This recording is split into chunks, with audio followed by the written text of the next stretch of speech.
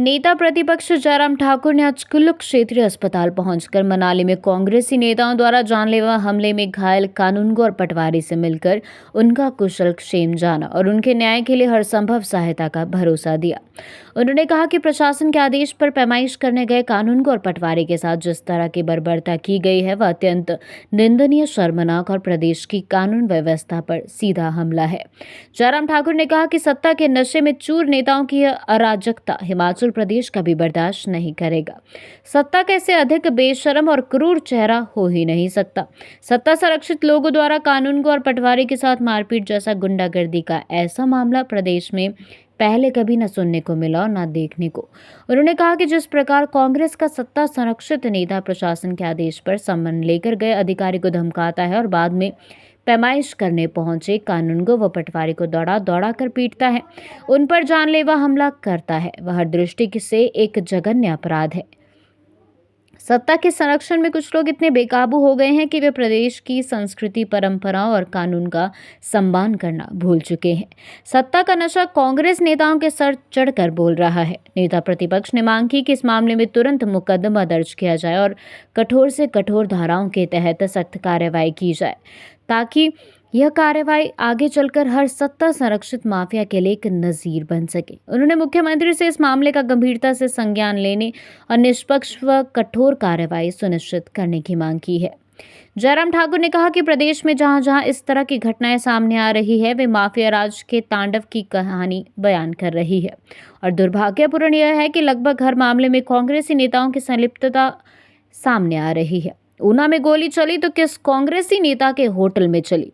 बिलासपुर में भाड़े पर शूटर बुलाकर कॉन्ट्रैक्ट किलिंग की घटना हुई, उसमें किस कांग्रेसी नेता का नाम सामने आया। नालागढ़, चंबा और शिमला जहां भी इस तरह की घटनाएं हो रही है हर जगह कांग्रेसी नेताओं की भूमिका और संरक्षण उजागर हो रहा है। उन्होंने कहा कि प्रदेश में बढ़ रहे माफिया राज पर मुख्यमंत्री को गंभीरता से संज्ञान लेते हुए कानून का राज स्थापित करना चाहिए ताकि आम नागरिक और सरकारी कर्मचारी स्वयं को सुरक्षित महसूस कर सके। देखिए, हम काफ़ी अरसे से इस बात को कह रहे हैं कि हिमाचल प्रदेश में जो सरकार का जो काम करने का तौर तरीका है और उस काम करने के तौर तरीके से एक बात तो साफ है कि कोई मरता है मरे, जीता है जिए, कोई लेना देना नहीं है। कानून व्यवस्था की धज्जियां उड़ गई हैं और ये आज मैं यहाँ कुल्लू में आकर के ये उदाहरण देख रहा हूँ। ये घटना हम सुनते थे उन प्रदेशों में जहाँ क्राइम रेट बहुत ज़्यादा होता था। हम यूपी में सुनते थे, बिहार में सुनते थे, दूसरे राज्यों में सुनते थे इस प्रकार की घटनाएं कि ज़मीन के विवाद में इस प्रकार का जो है वो कोई मसला जो है वो देखने को या सुनने को मिलता था। अब यहाँ जहाँ पटवारी को, कानूनगो को आदेश हुआ था तहसीलदार की ओर से डिमार्केशन के लिए, डिमार्केशन करने के लिए वहाँ पर जिस आदेश के मुताबिक वहाँ पर साइट पर गए और एक नेता सत्ता पक्ष का पहले तो जब समन दिया गया बताया कि उस वक्त ही उनको ही धमकी दी जो कोई डेली वेजेस पर था या आउटसोर्स पर था, जो लड़का जिसने समन उनको सप्लाई किया उसको भी धमकी दी। और उसके बाद जब मौके पर गए तो पहले कानूनगो की पिटाई की और उसके बाद फिर पटवारी जब उनको बचाने के लिए गया है तो उनके ऊपर जानलेवा हमला किया है। ये मैं कह सकता हूँ ये जानलेवा हमला है।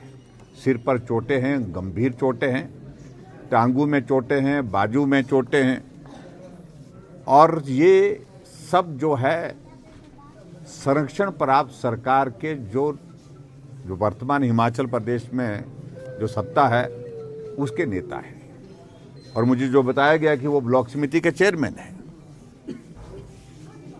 अब मुझे मालूम नहीं, मैं अभी तक पुलिस के अधिकारियों से इस बारे में बात करूंगा। डिप्टी कमिश्नर मेरे को चलते चलते मिले थे लेकिन ज़्यादा मेरी बात उनसे हुई नहीं।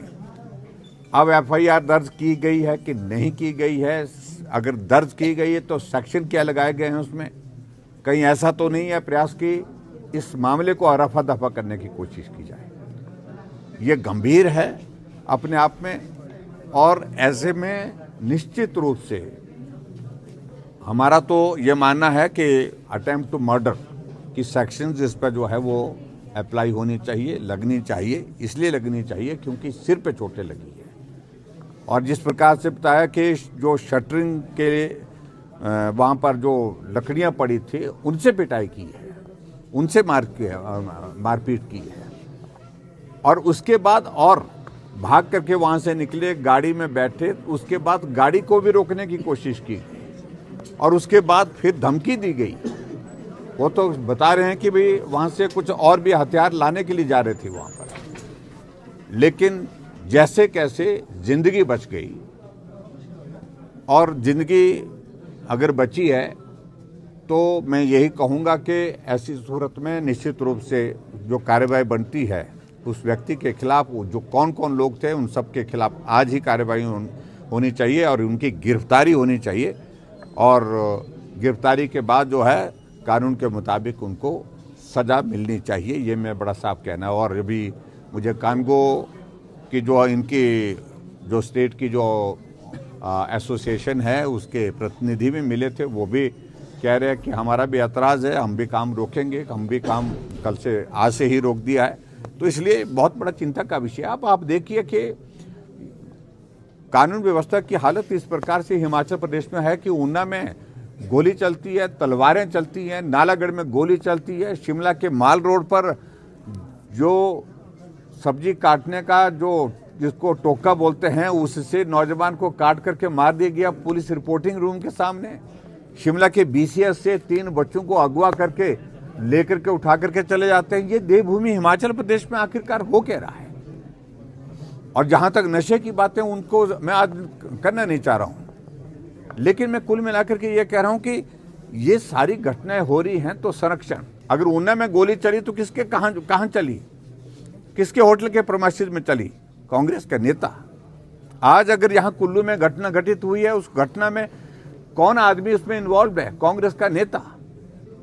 आखिरकार ये सत्ता का नशा जो है, जिस प्रकार से कांग्रेस के नेताओं के सिर चढ़ करके बोल रहा है, ये बहुत बड़ा चिंता का विषय प्रदेश के इस देवभूमि हिमाचल प्रदेश के सभी लोगों के लिए।